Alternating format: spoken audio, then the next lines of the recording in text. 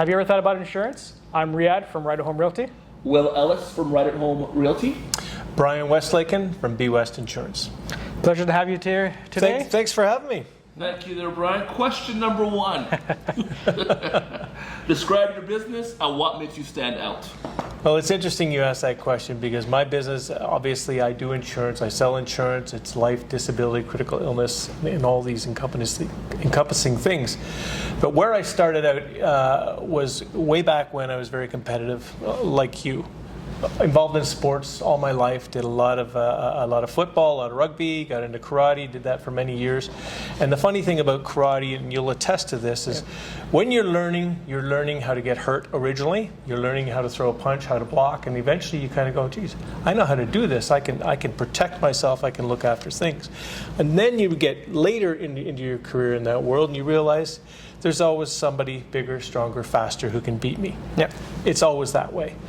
And what happened to me, going through that, I realized, well, at least I can protect my family. That's what I felt like. Until my dad got cancer. And my dad was diagnosed with cancer. He passed about a year later, and that's when I realized just how important it is to protect things that you can't protect. So I spent 15 plus years in the financial services industry, and then I moved into the insurance world thinking, all right, there's a good story here. So my mission for everybody that I talk to is to ensure them that if we go ahead with this, you can guarantee that your family is going to be safe, they're going to be financially secure well after you've gone and passed, and there will be no financial worries going forward. Nice. That's what I like to do. Okay. So where are you from originally? What's your background? What's your story? I grew up in Orillia, Ontario. Orillia, Ontario, Wow. Lake Country. Beautiful little town. Loved it there. Had a lot of great friends. My dad, he ran a little business, a kitchen design business. He was very successful in the community, very well received. He was involved in a lot of charity work and whatnot, so he was a good member of the community. In 1993, he was diagnosed with something. Wow. Yes, 93. Mom, I said, okay, tell you what, I'll take the day off work, I'll come down, and I'll be there with Mom. So I go down, it's Monday morning, he goes into surgery, it's supposed to be 3 hours long, it lasts about an hour. The doctors come back out to us and they say, is there any place we can go and talk? And we're like, what's going on here? So they shuffle us into a utility room. It was wow. It just wasn't fun, right, at all. And they said, look, we're really sorry.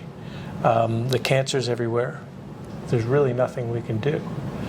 We got to get him on chemo now.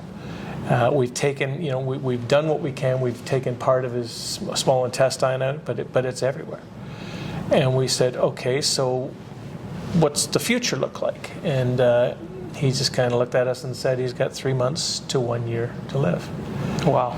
And at that moment, what's going to happen here? Yeah. So I ended up taking a leave from my work in Toronto. I moved back to Orillia and worked with my mother and my brother to try and make things go because he was no longer there. And he was the heart and soul of the company. It was his baby. We did that for a while, and eventually my dad succumbed almost to a day a year later. Oh, okay. At that point in time, I'd moved back to Toronto. And then 10 years after that, my mother, she was diagnosed with something in her breast. So she went in and she had a lumpectomy. And they put her on chemo. A year later, came back. Now she had a mastectomy, chemo again. 2 years after that, the other breast. Wow. Mastectomy. The only good thing that came out of both of these things was both my parents had disability insurance during these time frames. So it provided income to keep the business going, to keep their expenses paid while they were going through all of this. It's less than what you get normally if you're earning an income, but it fends off the wolves essentially. So for both of them, I was very grateful that they did that. It made me completely aware of how important these things are. And everybody I know, whoever's claimed, says, I wish I had more, I wish I had more. That's all I have to say. What motivates you every day? I mean, I think I know what it is, but to remind everyone.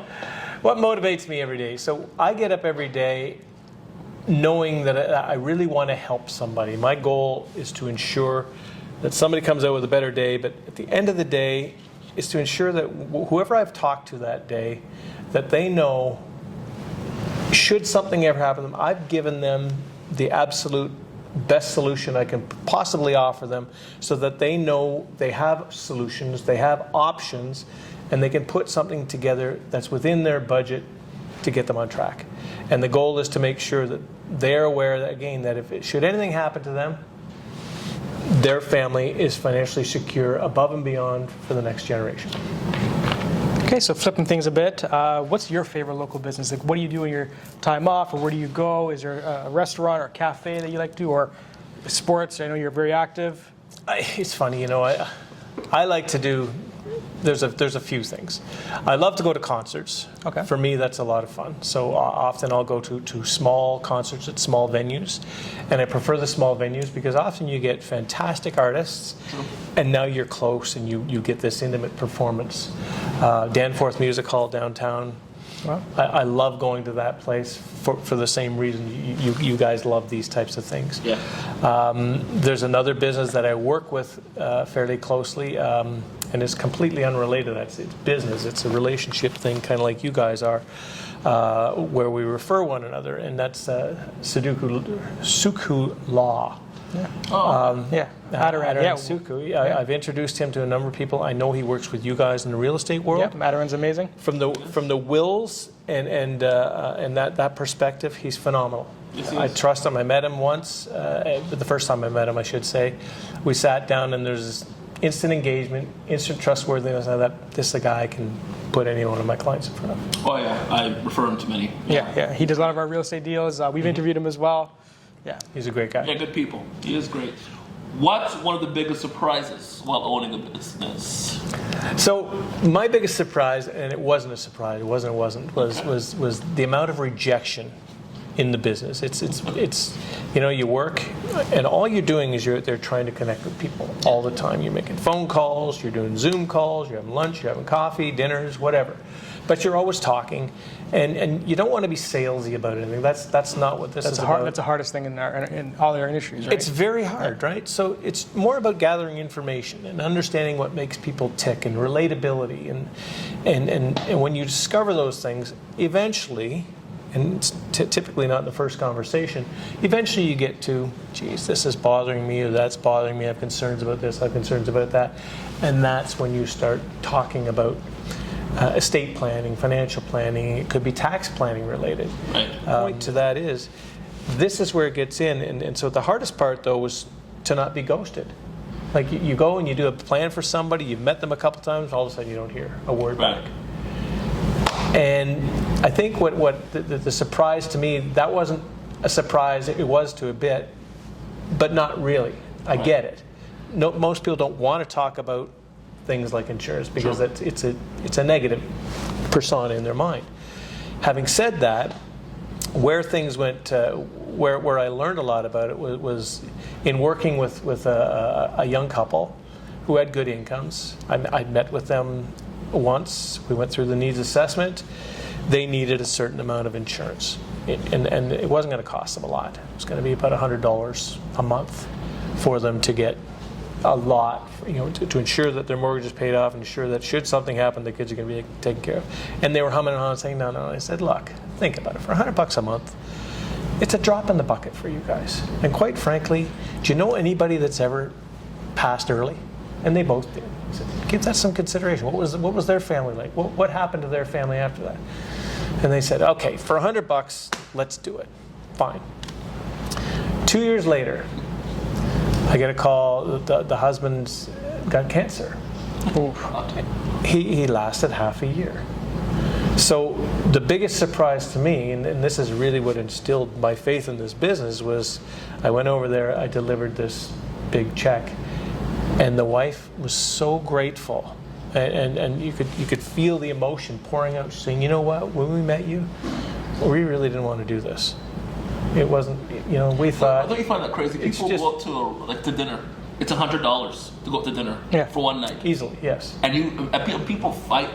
It's funny because I've had brothers. I'm like, dude, you need to get insurance. Like, well, it's $50. That's a bottle of booze or whatever. Right. Right. People need to realize that it is expensive, but the value it provides and this peace of mind that you're saying, so important. Yeah, well, again, when she came back to me, she said that, and she says, the only thing I can say now is you should have given us more. and I get that. People don't get that unless you're in the industry and you see that and you experience it and you kind of go, wow. So that instilled in me that, you know what, people have to know this, and I've got to be a little harder on that, letting them or making them think about the realities of what can happen. No, but that's a good story to tell to people who are thinking about it, right? Absolutely. That's wow, good story. Short books.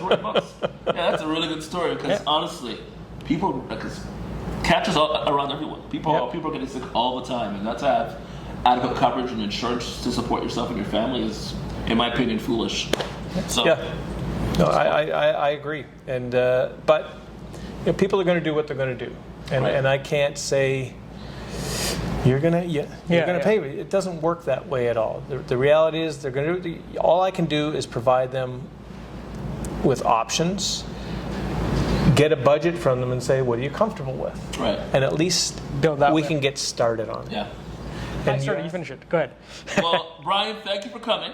We appreciate your insight and advice. Yeah, thank you. Pleasure to have you. It's been a pleasure. You guys are always great to talk to. Perfect. All right. Thank you so much. Thank you. Thank you. All right. Awesome. Let me just stop.